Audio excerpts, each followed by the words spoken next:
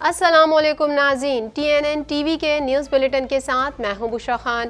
سب سے پہلے شامل کریں گے نیوز ہیڈ لائنز۔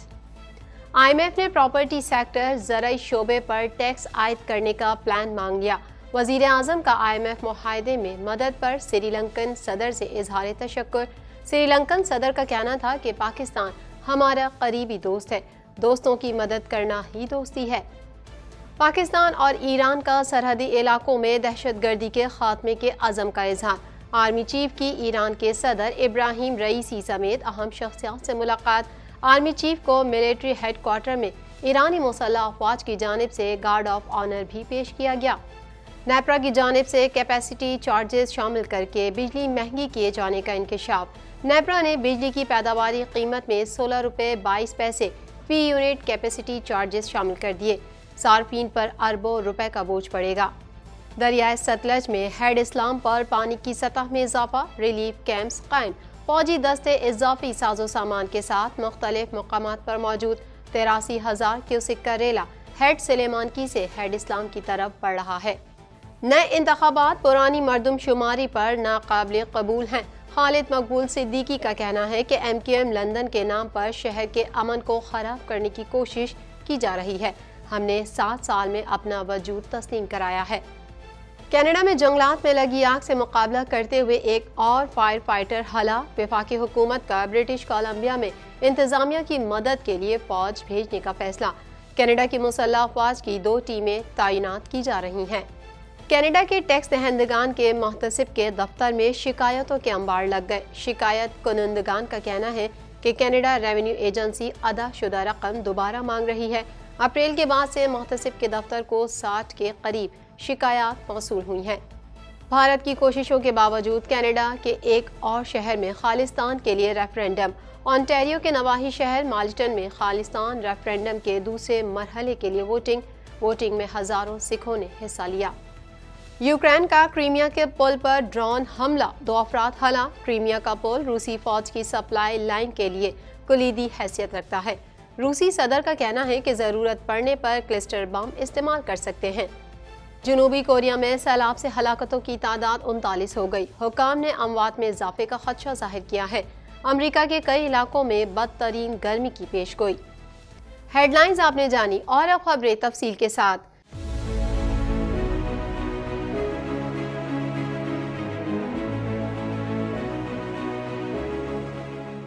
1.25 کروڑ کی آبادی پر مشتمل کراچی میٹروپولیٹن سٹی میں صحت کے حوالے سے ہسپتال تو بہت، لیکن فزیو تھراپی سینٹر نایاب ہیں۔ الحمدللہ ہم نے اس کمی کو پورا کرتے ہوئے گلستان جوہر میں زبیداس فزیو تھراپی سینٹر کا آغاز کر دیا ہے۔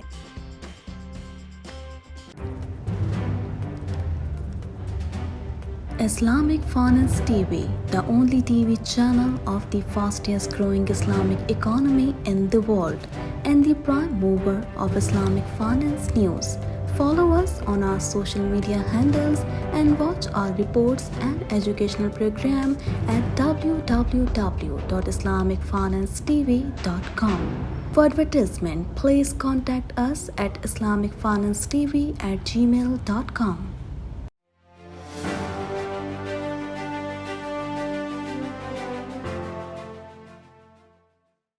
شہباز شریف نے IMF کے ساتھ معاہدے کے سلسلے میں پاکستان کی حمایت اور مدد کرنے پر سری لنکا کے صدر کا شکریہ ادا کیا۔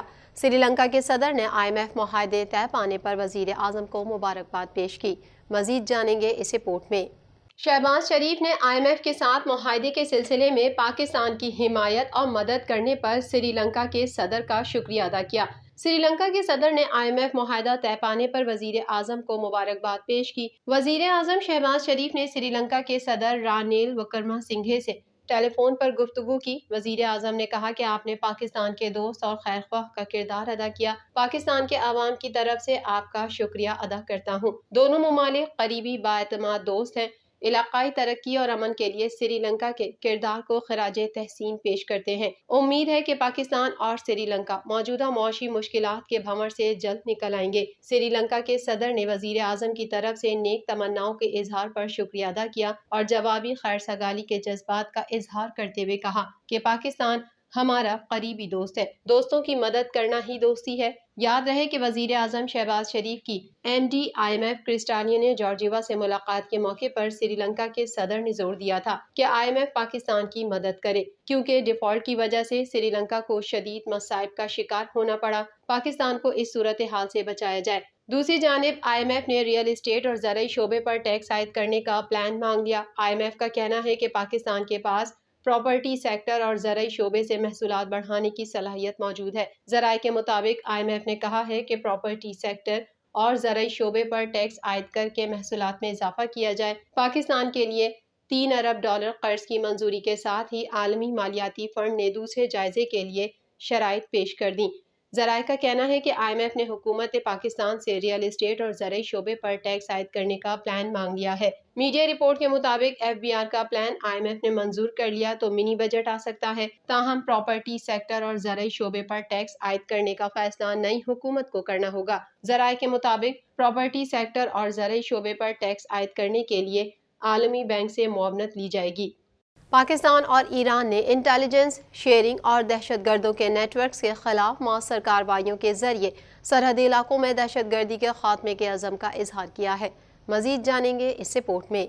پاکستان اور ایران نے انٹیلیجنس شیئرنگ اور دہشت گردوں کے نیٹ ورکس کے خلاف مؤثر کارروائیوں کے ذریعے سرحدی علاقوں میں دہشت گردی کے خاتمے کے عزم کا اظہار کیا ہے۔ پاک فوج کے شعبہ تعلقات عامہ ISPR کی جانب سے جاری بیان میں کہا گیا ہے کہ army chief general Syed Asim Munir نے اپنے دورے کے دوران ایران کے صدر ابراہیم رئیسی، وزیر خارجہ، chief of general staff major general Mohammad Bagheri سمیت دیگر عسکری قیادت سے ملاقاتیں کی۔ دونوں اطراف کے فوجی کمانڈرز نے اس بات پر اتفاق کیا کہ دہشت گردی خطے کے لیے بالعموم اور دونوں ممالک کے لیے بالخصوص مشترکہ خطرہ ہے۔ ISPR کے مطابق army chief general Asim Munir کو ملٹری ہیڈ کوارٹر میں ایرانی مسلح افواج کی جانب سے گارڈ آف آنر بھی پیش کیا گیا۔ ملاقاتوں میں دہشت گردی، پاک ایران تعلقات، علاقائی امن و سلامتی سمیت دیگر امور پر بات چیت کی گئی، جبکہ دہشت گردی کو خطے اور دونوں ممالک کے لیے مشترکہ خطرہ قرار دیا گیا۔ اطلاعات کے تبادلے اور مشترکہ کارروائیوں سے دہشت گردی کے خاتمے کے عزم کا اظہار کیا گیا۔ آرمی چیف نے ایران کے صدر ابراہیم رئیسی اور وزیر خارجہ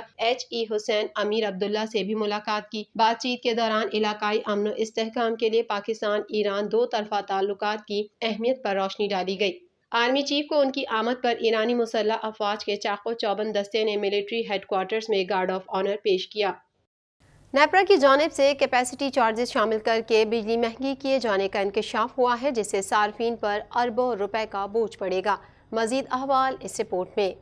نیپرا کی جانب سے کیپیسٹی چارجز شامل کر کے بجلی مہنگی کیے جانے کا انکشاف ہوا ہے، جس سے صارفین پر اربوں روپے کا بوجھ پڑے گا۔ بجلی مہنگی ہونے سے متعلق نیپرا کی دستاویزات میں اہم انکشافات سامنے آئے ہیں، جن کے مطابق بجلی کی اصل اوسط پیداواری قیمت ₹6.73 فی یونٹ ہے، جبکہ نیپرا نے بجلی کی پیداواری قیمت میں ₹16.22 فی یونٹ کیپیسٹی چارجز شامل کر دیے ہیں، جس سے بجلی کی قیمت ₹6 سے ₹22.95 فی یونٹ ہو گئی۔ نیپرا دستاویزات کے مطابق درآمدی کوئلے سے بجلی کی اصل پیداواری لاگت ₹16.71 فی یونٹ ہے اور ₹23 کیپیسٹی چارجز کے شامل کر کے درآمدی کوئلے سے بجلی کی پیداواری لاگت ₹40.34 فی یونٹ مقرر کی گئی ہے۔ اسی طرح کیپیسٹی چارجز کے ساتھ فرنس آئل سے بجلی کی پیداواری لاگت ₹48.56 فی یونٹ اور LNG سے بجلی کی پیداواری قیمت ₹51.82 فی یونٹ مقرر کی گئی ہے۔ واضح رہے کہ کیپیسٹی چارجز شامل کر کے بجلی مہنگی کی جاتی ہے۔ دستاویزات کے مطابق نیپرا نے رواں مالی سال کے لیے بجلی کا پیداواری اوسط یونٹ ٹیرف مقرر کر دیا۔ رواں مالی سال میں 124 ارب 86 کروڑ یونٹ بجلی پیدا ہونے کا امکان ہے۔ بجلی کی خالص پیداواری لاگت 801 ارب 25 کروڑ آنے کا امکان ہے، جبکہ پیداواری لاگت میں 2025 ارب روپے کیپیسٹی چارجز شامل کیے گئے ہیں۔ دریائے ستلج میں ہیڈ اسلام کے مقام پر پانی کی سطح میں اضافہ ہو گیا ہے، جس کے پیش نظر متعدد مقامات پر ریلیف کیمپس قائم کر دیے گئے ہیں۔ مزید تفصیلات اس رپورٹ میں۔ دریائے ستلج میں ہیڈ اسلام کے مقام پر پانی کی سطح میں اضافہ ہو گیا، جس کے پیش نظر متعدد مقامات پر ریلیف کیمپس قائم کر دیے گئے۔ ممکنہ سیلاب کے پیش نظر متاثرین کے انخلاء کے لیے بہاول نگر، چشتیاں اور سلیمانکی کے متعدد مقامات پر ریلیف کیمپس قائم کر دیے گئے ہیں۔ فوجی دستے اضافی ساز و سامان کے ساتھ مختلف مقامات پر موجود ہیں۔ 83,000 کیوسک کا ریلا ہیڈ سلیمانکی سے ہیڈ اسلام کی طرف بڑھ رہا ہے۔ جس کے باعث درمیانے درجے کا سیلاب ہے۔ پاک پتن میں پانی کے بہاؤ میں تیزی کے باعث دریا کے بیلٹ میں آباد ہزاروں ایکڑ پر کاشت فصلوں میں سیلابی پانی داخل ہو گیا، جس سے فصلوں کو شدید نقصان پہنچا ہے۔ ریسکیو ٹیمیں مکینوں اور ان کے مویشیوں کو ریلیف کیمپوں اور محفوظ مقامات پر منتقل کرنے میں مصروف ہیں۔ دوسری جانب دریائے ستلج میں بھوکا پتن کے مقام پر پانی کی سطح مسلسل بلند ہو رہی ہے۔ ہیڈ سلیمانکی کے مقام پر پانی کی آمد اور اخراج 65,480 کیوسک ہے۔ پانی کی بڑے ریلے سے چک چاویکا، چک موہاڑی اور راجیکا کے علاقوں میں قائم حفاظتی بند ٹوٹ گئے ہیں۔ تیز پانی کے بہاؤ سے بند ٹوٹنے سے سینکڑوں ایکڑ پر کھڑی فصلیں اور متعدد رہائشی مکان زیر آب آ گئے ہیں۔ علاقہ مکین اپنی مدد آپ کے تحت محفوظ مقامات پر منتقل ہونے پر مجبور ہیں۔ ایم کیو ایم پاکستان کے سربراہ خالد مقبول نے پرانی مردم شماری پر نئے انتخابات کو مسترد کرتے ہوئے وفاق، اداروں اور عدلیہ سے اپنا کردار ادا کرنے کا مطالبہ کیا ہے۔ مزید تفصیلات اس رپورٹ میں۔ ایم کیو ایم پاکستان کے سربراہ خالد مقبول نے پرانی مردم شماری پر نئے انتخابات کو مسترد کرتے ہوئے وفاق، اداروں اور عدلیہ سے اپنا کردار ادا کرنے کا مطالبہ کیا ہے۔ متحدہ قومی موومنٹ پاکستان کے سربراہ ڈاکٹر خالد مقبول صدیقی نے کراچی میں میڈیا سے گفتگو کرتے ہوئے کہا کہ نئے انتخابات پرانی مردم شماری پر کرانے کی اٹھنے والی آوازیں ناقابل قبول ہیں۔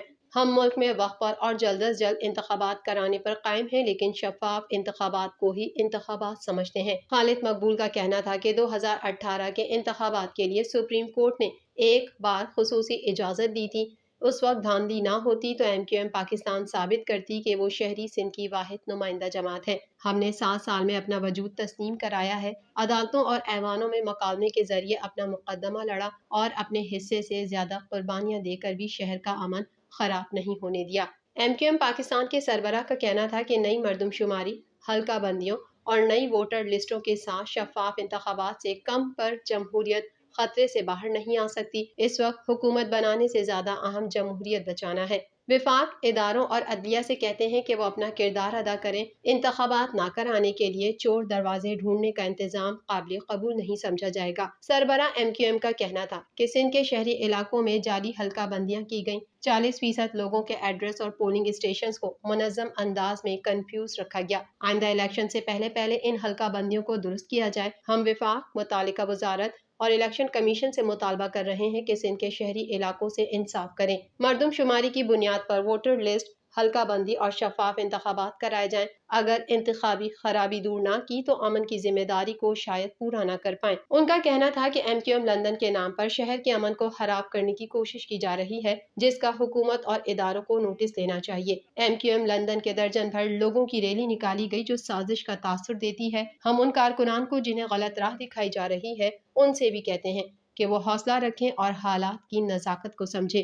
اس شہر کے امن میں تباہی کے حصے دار نہ بنے اور نہ ہی کسی ایسی سرگرمی کا حصہ بنے جو مثبت نہ ہو، جبکہ ان صاحب سے بھی کہتا ہوں کہ خدا کے لیے اس شہر پر رحم کریں۔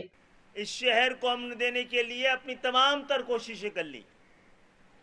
دوسری طرف جب ایک ایسے وقت میں جب ہمارے بنیادی مطالبے جس میں مردم شماری بھی ہے اور مردم شماری کی بنیاد پر ہونے والی ووٹر لسٹ، ڈیلیمیٹیشن اور ایک شفاف انتخابات کی ہماری خواہش، ہمارا مطالبہ، اور جسے ہم سمجھتے ہیں کہ جس کے ذریعے ایک ایسی جمہوریت، ایک ایسا الیکشن جو سب کے لیے قابل قبول ہو،